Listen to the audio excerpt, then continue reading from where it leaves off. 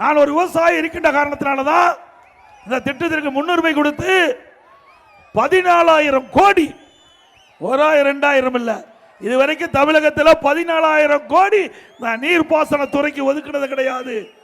இந்த மக்களுக்காக திருச்சுழி சட்டமன்ற தொகுதியிலே வாழுகின்ற விவசாயி தொழிலாளி இந்த தொகுதி ஏற்றம் பெற வேண்டும், இங்கே பசுமை நிறைந்த பகுதியாக மாற்ற வேண்டும்.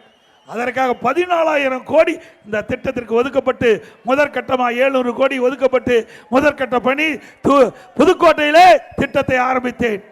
இங்கே இருக்கின்ற நிதியமைச்சர், இந்த தொகுதியில் நிதியமைச்சர் தானே தங்க தென்னரசு, அவர் உங்களுக்கு விரோதமா செயல்பட்டு இருக்கிறார். நிதி ஒதுக்காம 4 ஆண்டு காலம் அந்த திட்டத்தை கிடப்புல போட்டிருக்கிறார். இது மக்கள் விரோத ஆட்சி தானே, விவசாயிகள் விரோத ஆட்சி தானே. உங்களுக்கு கிடைக்க வேண்டிய பலனை தடுத்து நிறுத்துறார்.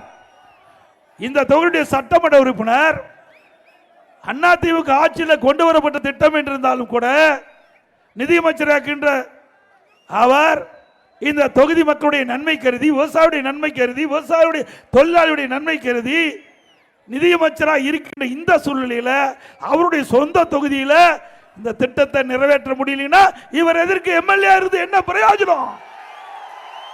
இவருக்கு ஓட்டு போட்டு என்ன பிரயோஜனம்? ஒரு சட்டமன்ற உறுப்பினர் எதற்காக தேர்ந்தெடுக்கிறீங்க? இந்த மக்களுக்கு நன்மை செய்ய வேண்டும் என்பதற்காகத்தானே தேர்ந்தெடுக்கிறீங்க, அதுக்காக தான் தேர்ந்தெடுக்கிறீங்க. ஆனா அதிமுக ஆட்சியில் கொண்டு வரப்பட்ட திட்டத்தை முடக்கி வைப்பதற்கு இந்த அமைச்சர், நிதி அமைச்சர் துணை போகிறார்.